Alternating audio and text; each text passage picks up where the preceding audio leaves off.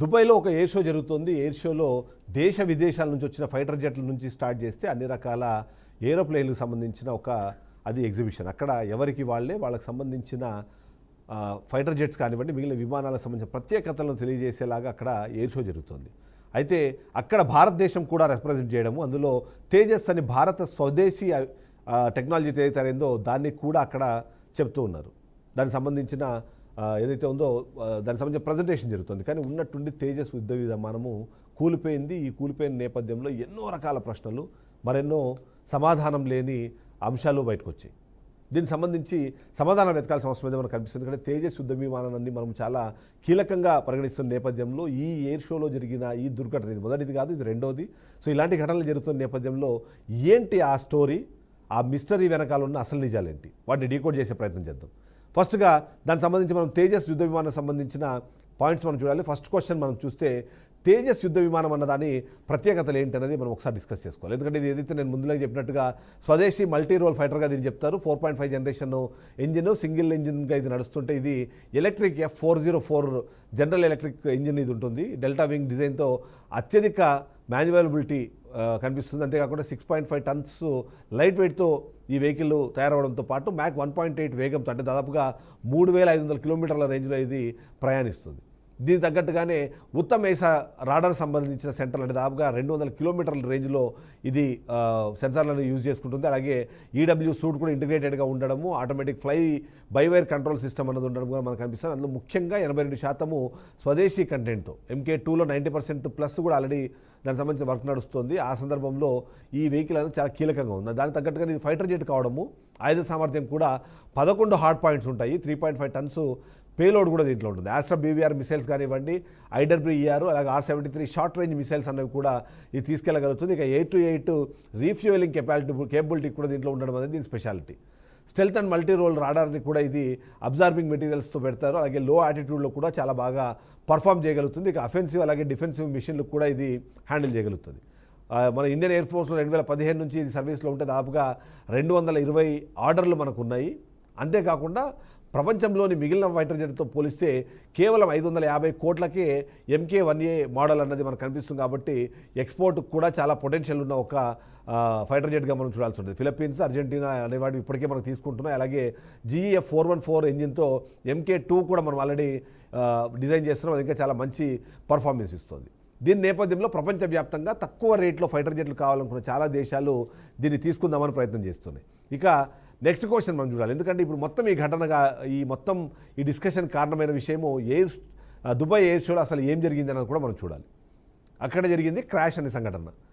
November 21, 2025లో Dubai air షోలో ఏదైతే మాక్టమ్ airport ఏది ఉందో అక్కడ తేజస్ MK1 విమానము ఏరియల్ డిస్ప్లేలో -G మాన్యువల్ చేస్తుండగా లో ఆల్టిట్యూడ్లో నోసడవ్ అయ్యి క్రాష్ అయింది. ఆ క్రాష్ అయినప్పుడు ఆ ఫైర్ బాల్తో సహా పేలి బ్లాక్ స్మోక్ అనేది రైజ్ అయిన విషయం మనకు కనిపిస్తుంది.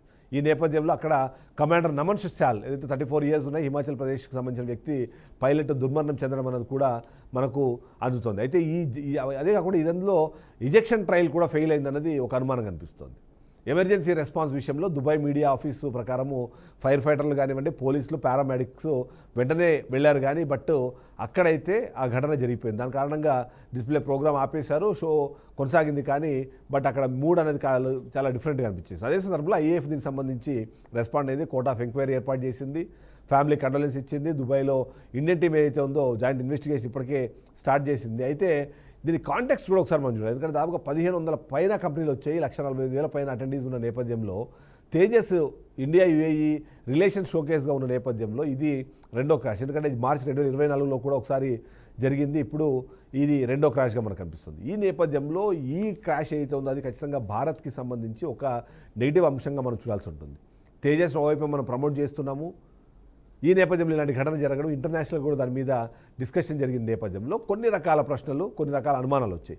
ఆ అనుమానాలని కూడా మనం ఒకసారి చూద్దాం. అసలు ఏంటి అనుమానాలు తేజస్ విమాన దుర్ఘటనకు సంబంధించి అనుమానాలు ఏంటని ఒకసారి మనం గమనిస్తే అందులో ముఖ్యంగా మనకు కనిపిస్తుంది అయితే టెక్నికల్ ఫెయిల్యూర్ అనేది చాలా క్లియర్గా కనిపిస్తుంది.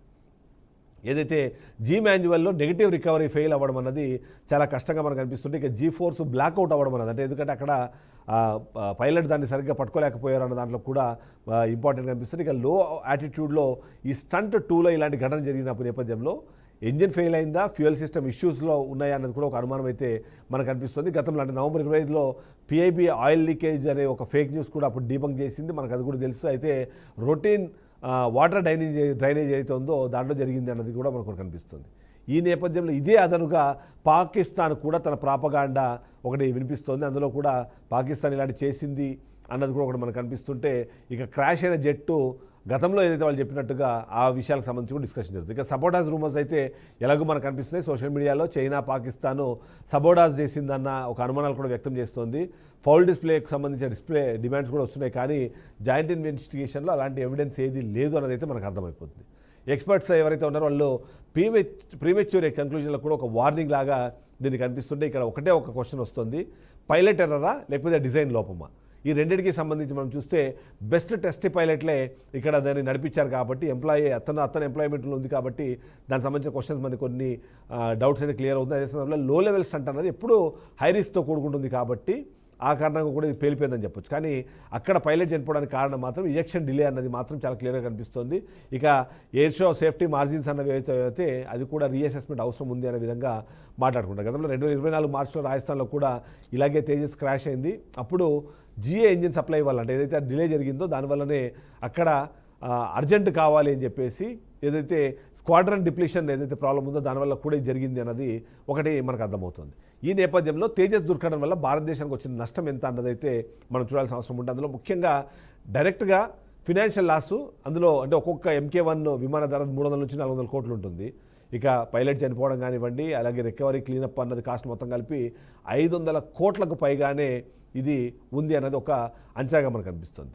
ఇక ఎక్స్పోర్ట్ ఇంపాక్ట్ అయితే ఖచ్చితంగా ఉంటుంది, ఎందుకంటే దుబాయ్ షోలో పొటెన్షియల్ బయర్స్ ముఖ్యంగా గల్ఫ్ అలాగే సౌత్ ఈస్ట్ ఏషియా నుంచి చాలామంది అక్కడ ఉన్నారు కాబట్టి వాళ్ళ ముందు ఇది క్రాష్ అవ్వడంతో ఆ ఎక్స్పోర్ట్ హోప్స్ అన్నవి డ్యాంప్ అయినాయి. దానివల్ల డ్రమాటిక్ ఫెయిల్యూర్గా దీన్ని చూస్తారు. ఇక అది షార్ట్ టర్మ్ ఎక్స్పోర్ట్ కంపల్సరీగా రూల్ అవుట్ అవుతాయి. దాన్ని ఓవర్కమ్ అవ్వాల్సిన అవసరం ఉంది. ఇక రెప్యుటేషన్ డ్యామేజ్ అన్నది ఖచ్చితంగా ఉంటుంది, ఎందుకంటే భారతదేశము స్వదేశీ డిఫెన్స్కి సింబల్ ఏదైతే ఉందో అది సింబల్ కనిపిస్తుంది కాబట్టి అది ఇప్పుడు బ్లో అయ్యే అవకాశం ఉంటుంది. ఇక సోషల్ మీడియాలో ట్రోల్స్ కానివ్వండి, చైనా పాకిస్తాన్ ప్రాపగాండా అన్నది ఖచ్చితంగా పెరుగుతుంది. ఇక రాఫెల్ కానివ్వండి, F-35కి సంబంధించిన ఆప్షన్లు ఖచ్చితంగా పెరుగుతాయి, ఎందుకంటే అక్కడ అవి కాస్ట్లీ ఉన్నాయి కాబట్టి భారత్కి సంబంధించిన తేజస్ని తీసుకుందామనే ఆలోచన ఉందో అదైతే నష్టాన్ని చేస్తుంది ఇంటర్నేషనల్ దానికి సంబంధించి. అంతేకాకుండా ఆపరేషనల్ ఇంపాక్ట్ కూడా మనకు కనిపిస్తుంది. ఎందుకు IAF స్క్వాడ్రన్ డిస్ప్లీషన్లో MiG-21 ఉన్నాయి కాబట్టి అవి రిటైర్ అయిన తర్వాత వెంటనే ఇవి తీసుకుందామనే ప్రయత్నంలో ఉన్నారు. ఇక అవి డిలే అవుతున్న నేపథ్యంలో ఈ జీ ఇంజిన్ సప్లై కూడా మరింత పెరిగే అవకాశం మనకు కనిపిస్తుంది. MK1A ఆర్డర్స్ దాదాపుగా చాలా ఉన్నాయి, 97 ఉన్నాయి ఇప్పటికే. వాటి మీద కూడా ప్రభావం జరిగే అవకాశం కనిపిస్తుంది. ఇక లాంగ్ టర్మ్ ఎఫెక్ట్స్ కూడా మనకు కనిపిస్తుంది.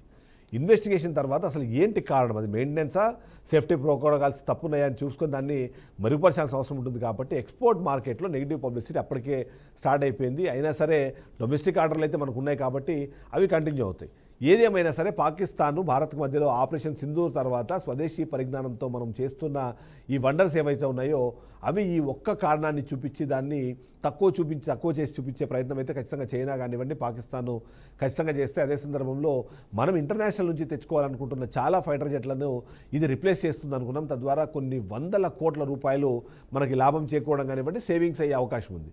వీటిని మనం మార్కెట్ చేయడం ద్వారా మరికొన్ని వేల కోట్ల రూపాయలు భారతదేశానికి వచ్చే అవకాశం ఉంటుంది. అది ఖచ్చితంగా అది ఏదైతే మన ఫారిన్ సంబంధించిన ఏవైతే మనకి డబ్బులు ఉన్నాయో దానికి సంబంధించిన రిజర్వ్స్ అన్నది దాని హెల్ప్ అయ్యేది. ఇప్పుడు దానివల్ల ఇబ్బంది కలిగే అవకాశం అయితే కనిపిస్తుంది. ఏదైనా సరే తేజస్ అన్నది మన సొంత టెక్నాలజీతో తయారైన వెహికల్, దాంట్లో ఇలాంటి ఘటనలు జరగడం ఓన్లీ రెండే ఇప్పటివరకు. ఏదైతే గత 10 ఏళ్లకు గాను చూస్తే మనం ఓన్లీ రెండు ఇష్యూస్ ఇట్లాంటి బయటకు రావడంతో ఇప్పటికిప్పుడు వచ్చే నష్టం అయితే లేదు, కానీ బట్ దాని ప్రాపగాండా ఎక్కడ దాకా వెళ్తుంది, దానివల్ల వచ్చే నష్టం ఏంటన్నది మాత్రం మరికొంచెం వెళ్తారని తెలుస్తుంది. సో ఓవరాల్గా చూస్తే ఈ 2 పాయింట్స్ సంబంధించి మనం పాయింట్ డీకోడ్ చేసే ప్రయత్నం చేశాము. నెక్స్ట్ పాయింట్ డీకోడ్ అయితే మళ్ళీ కలుద్దాం. అప్పటిదాకా చూస్తున్నారండి BRK న్యూస్ తెలుగు సత్తా.